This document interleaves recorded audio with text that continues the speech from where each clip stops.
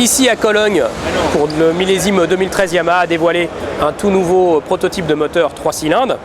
Ça c'est pour l'avenir, mais pour le présent, ils ont aussi choisi de renouveler la FJR 1300 dans sa version standard comme dans la version AS. Alors on va s'approcher un peu de cette nouveauté pour la détailler ensemble.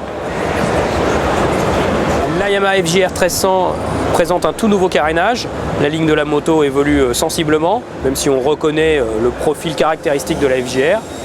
On y retrouve notamment de tout nouveaux phares qui intègrent des LED et également de tout nouveaux clignotants, eux aussi à LED. Alors Yamaha a cherché à améliorer la protection de plusieurs façons. D'abord en pratiquant une découpe dans le carénage de manière à éliminer un peu les turbulences, et aussi avec l'arrivée d'une nouvelle bulle électrique qui est annoncée beaucoup plus rapide pour monter à son point le plus haut et qui annonce aussi une meilleure protection d'un point de vue général pour le haut du corps. Tout nouveau tableau de bord sur la Yamaha FJR 1300 qui va présenter de nouvelles fonctions. Pourquoi? Parce que la Yamaha dispose de nouvelles améliorations. L'accélérateur électronique qu'on a déjà vu sur d'autres modèles comme la R1. Le système D-Mode qui va permettre de basculer du mode tourisme au mode sport.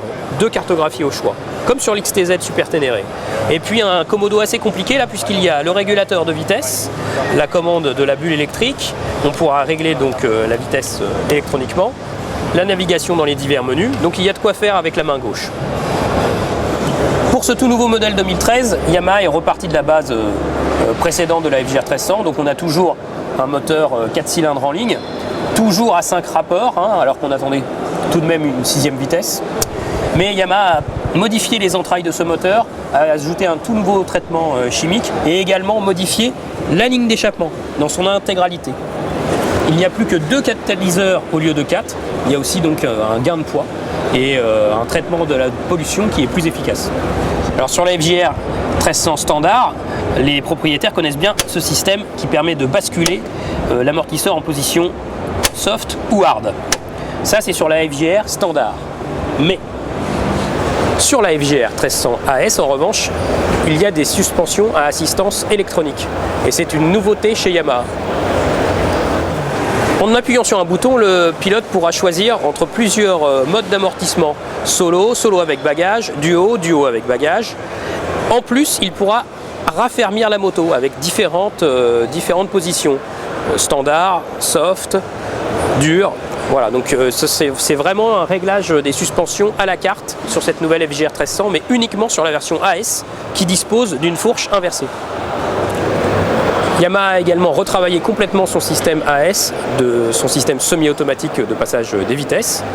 Donc on retrouve toujours des commandes au guidon, plus moins, mais Yamaha annonce le système plus facile à utiliser, plus fluide. Lancé en 2001, revu en 2006 avec l'arrivée de l'AS, la FJR 1300 affiche vraiment aujourd'hui une belle carrière. En plus, elle a boosté un peu son image avec les marchés administratifs.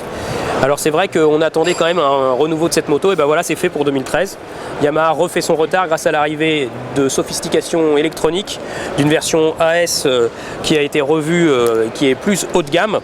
Donc c'est vraiment le renouveau de la FJR 1300. Quelques chiffres pour finir, 146,2 chevaux en version libre, 138 Nm de couple, c'est une moto qui ne va pas manquer de reprise sur le réseau routier, ça c'est sûr. 296 kg tout plein fait, tout de même. Et un prix qui devrait avoisiner les 17 400 € pour la version AS haut de gamme.